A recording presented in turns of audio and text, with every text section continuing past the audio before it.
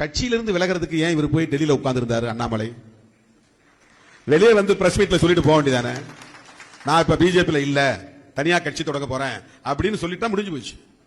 ஆனா இவர் வந்து டெல்லியில போய் கடிதம் கொடுத்துட்டு வெளியே போறதுக்கு யாராவது ரிசர்வேஷன் லெட்டர் கொடுத்து அதை அக்செப்டன்ஸ் வரலுக்கு காத்திருந்த வரலாறு உலகத்துல உண்டா? கேள்வி நான் திரும்ப கேட்கிறேன்.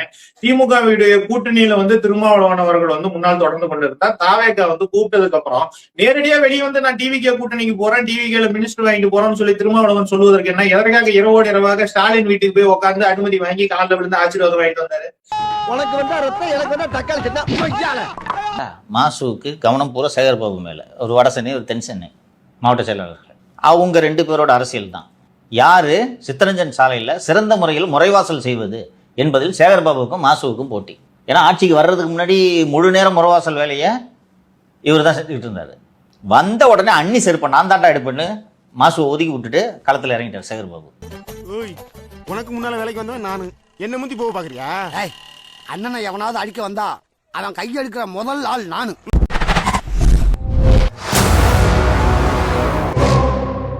காவேரி ஆறு கிருஷ்ணகிரிக்குள்ளவே போல, ஹோசூருக்குள்ளவே போல.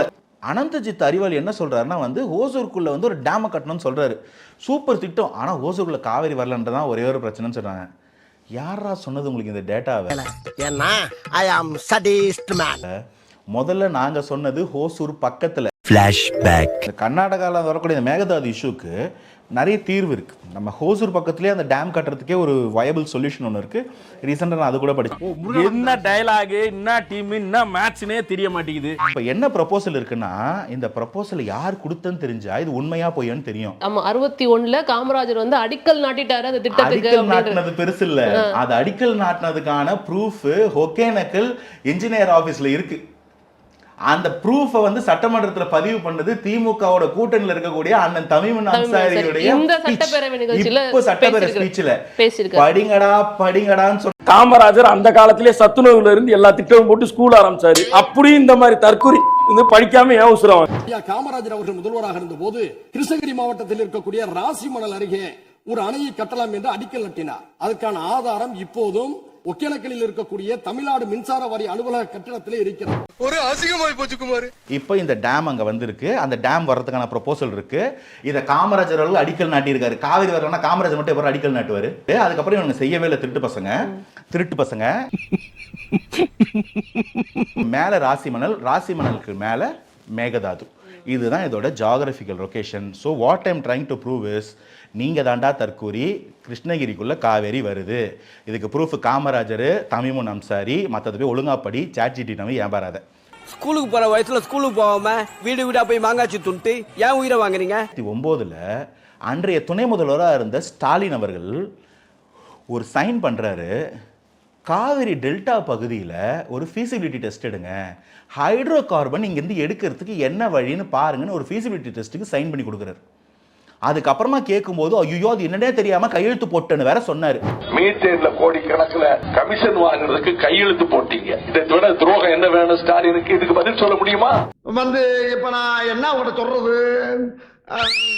என் கேள்வி என்னன்னா, காவிரியில் ஒழுங்கா தண்ணி வந்தா, அங்க விவசாயம் நல்லபடியா நடந்தா, எந்த விவசாயம் கடனுக்குள்ள போக மாட்டான், எவனும் நிலத்தை வித்துட்டு போக மாட்டான், எவனும் நாளைக்கு நீ ஹைட்ரோ கார்பன் எடுக்க போறேன்னு சொன்னீங்கன்னா அதுக்கு ஒத்து போக மாட்டான்.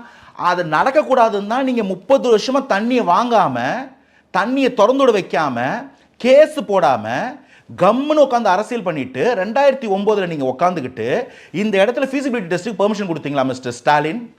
நீங்க தெரியாமலாம் பண்ணல, நீங்க தெரிஞ்சுதான் பண்றீங்க. பயங்கரமா நல்லா தான் இருக்கு. இன்னைக்கு தாவேக அரசாங்கம் வந்து நிக்குது, திரும்ப இந்த மேகதாது பிரச்சனை வருது. இப்போ கூட அந்த ராசிமணலை பத்தி பேசலாம்னு யாருக்கும் தோணல.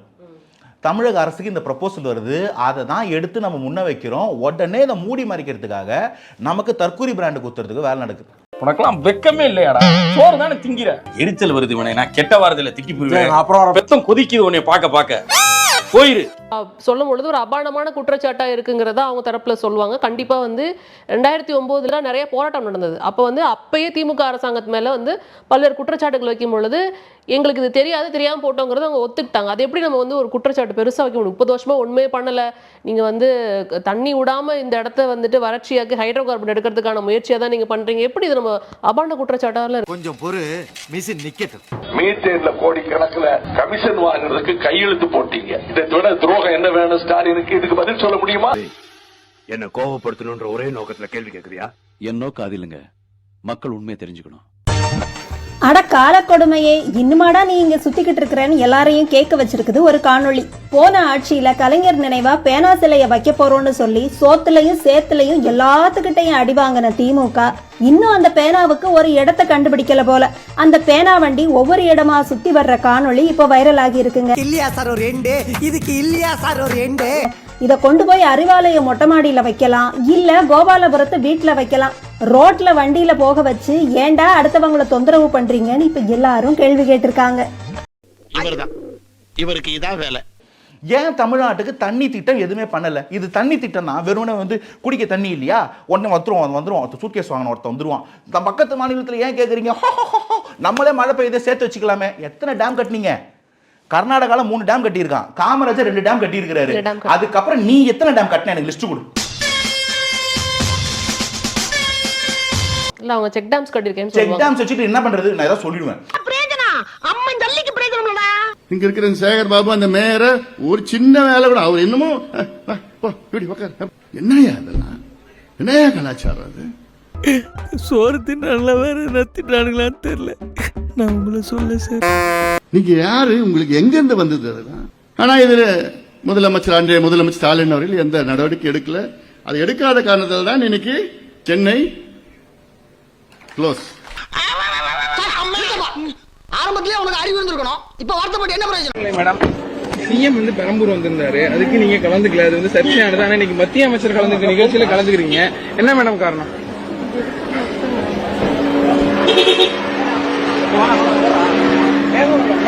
என்கிட்ட போய் இந்த மாதிரி கேள்வி எல்லாம் கேட்டா எனக்கு எப்படிங்க தெரியும்? நான் பதில் சொல்ற மாதிரி கேள்வியா கேளுங்க. போன ஆட்சி காலத்துல பெர்மிட் வாங்கணும்னா 5 லட்சம் ரூபா இருந்தாலும் வாங்க முடியும்னு, இப்ப வந்து பெர்மிட் வாங்குறதுக்கு ஃப்ரீயா கிடைக்குது. அதிகாரியே கொடுக்குறாங்க, முதல் அமைச்சர்கிட்ட போய் தான் வரணும், இப்ப அதிகாரியே கொடுக்குறாங்க. இந்த மாதிரி மாற்றங்கள் வந்து ஆபரேட்டர் மத்தியில நல்ல வரவேற்பை பெற்றிருக்கு. நான் அடிச்ச மணி கடவுளுக்கு கேட்டு சொல்லியும் கவர்மெண்ட்டுக்கு கேட்டுருச்சு, அடி சாம்பார் அப்பாயின்மெண்ட் ஆர்டர். இந்த 2 இடம் ப்ரொபோசல் இருக்கு. நேஷனல் ஹைடல் பவர் ஸ்டேஷன் அந்த கார்பரேஷன் கமிஷன் வந்து கொடுத்து வச்சிருக்கிறான். நம்மளுடைய ராசி மணலும் அதுக்கு அடுத்து வந்திருக்கக்கூடிய ஒகேனக்கலும் ஏன் கட்டல? ஏன் இந்த ரிவர் வர ரூட்லாம் ஹைட்ரோ கார்பன் தோணுது, நியூட்ரினோ தோணுது, அணுமின் நிலையம் தோணுது, ஏன் தண்ணி சேர்க்கணும் மட்டும் தோணவே இல்லை? தெரியலையே, தெரியலன்னா செருப்பாலே அடிப்பண்டா. அப்ப இங்க என்னத்தை மறைக்கிறதுக்கு நீங்க மேல வந்து போராடிக்கிட்டு இருக்கீங்க பேச வர்றவங்களெல்லாம்? ஒரு சாதாரண விஷயத்துக்கு எவனோ ஒருத்தன் ChatGPT எடுத்து போட்ட ஒரு டேட்டா வச்சுக்கிட்டு எப்படா இத்தனை பேர் முட்டாள்தனமா முட்டு கொடுக்குறீங்க? அவனை கூப்பிட்டு செருப்பால் அடியும், செருப்பு நல்ல செருப்பு இருந்தா அடியும்.